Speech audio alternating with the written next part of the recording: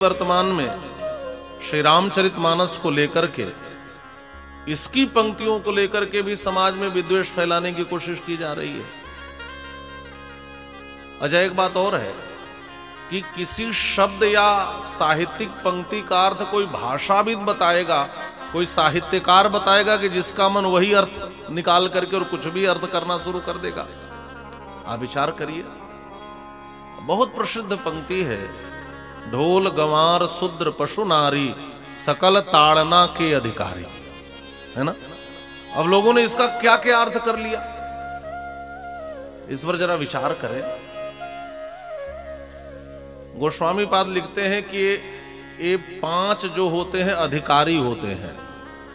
ये किस चीज के अधिकारी हैं भाई? ये किस विभाग के अधिकारी हैं? तो कहा है ताड़ना विभाग के अधिकारी हैं।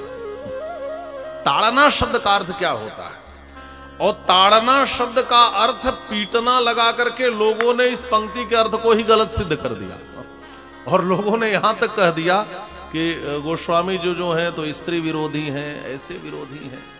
आप विचार करें, ताड़ना शब्द हमारे शास्त्रों में अनेक स्थलों पर प्रयोग में आया है। ताड़ना का अर्थ होता है देखना।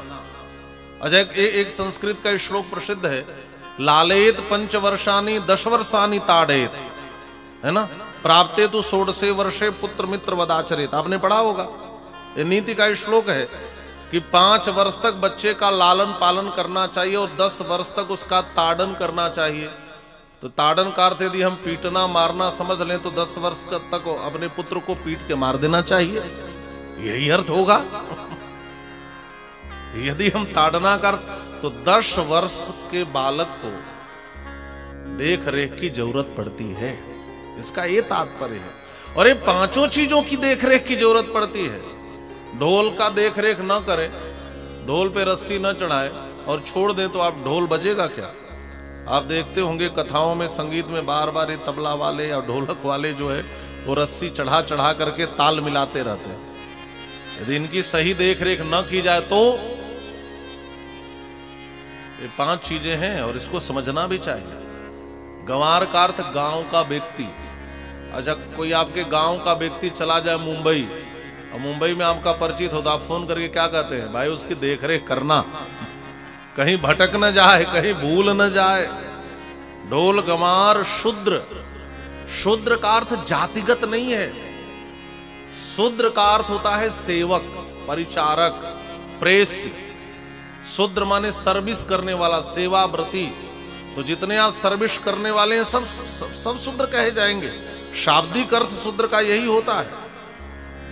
और डॉक्टर भीमराव अंबेडकर की एक पुस्तक भी है, हु आज शूद्रास। उन्होंने भी वहां शूद्र को जातिगत अर्थ में नहीं लिया है। शूद्र का अर्थ होता है जो सेवा भाव जिसमें हो, जिसमें कर्म भाव हो, सेवा का कर्म जो करे। हमारे घर में भी जो सेवा करते हैं, जैसे जो भी किसी के साथ आपका बेटा आपका सेवा करे तो शाब्दिक दृष्टि से वो भी सेवक है, बने शूद्र है। तो इसका अर्थ क्या हो जाएगा कि जो सेवक होते हैं उनका भी देखरेख करना हमारा धर्म है। सेवक को बिना देखरेख के छोड़ना नहीं चाहिए, यह तात्पर्य है। जो लोग सर्विस करते हैं, सरकार की सेवा करते हैं, तो सरकार उनकी देखरेख करती है कि नहीं? सरकारी सेवकों को सरकार की ओर से सुविधाएं मिलती हैं कि नहीं? और नारी की भी देखरेख करनी चाहिए। नारी के जीवन की ऐसी व्यवस्था है, मान लीजिए कोई स्त्री गर्भवती हो, आप देखरेख नहीं करेंगे तो उसका उस अवस्था में वो कैसे चलेगी, कैसे रहेगी? तो यहां ताड़ना का अर्थ देख, आज भी लोग समाज में कहते हैं वो बड़ा ताड़ रहा है। ताड़ रहा है माने देख रहा है। अब इस ताड़ना का अर्थ अपने मन से लोगों ने पीटना। अच्छा, ये बताइए, कोई नारी तो हमारी मां भी है, तो हम उसे मार डालते हैं, उसको पीटते हैं क्या? गोस्वामी तुलसीदास जी के नाम में किसके दास है? अरे तुलसीदास जी का अर्थ क्या होता है? तुलसी के दास है। और तुलसी कौन है? नारी ही तो है। वो तो स्वयं कहते हैं मैं एक नारी का दास हूं। नारी तू नारायणी, माता सीता की वंदना करते हैं। जनक सुता जग जननी जानकी अतिशय प्रिय करुणा निधान की, ताके जुगपद कमल मनाऊं जासु कृपा निर्मल मति पाऊं।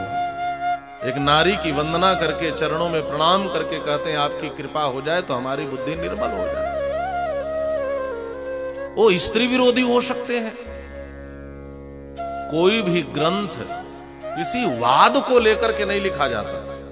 जो साहित्य होता है वो समाज का दर्पण होता है, और किसी वाद को लेकर के, कोई ब्राह्मणवाद कोई क्षत्रियवाद को लेकर के इन ग्रंथों की रचना नहीं हुई है।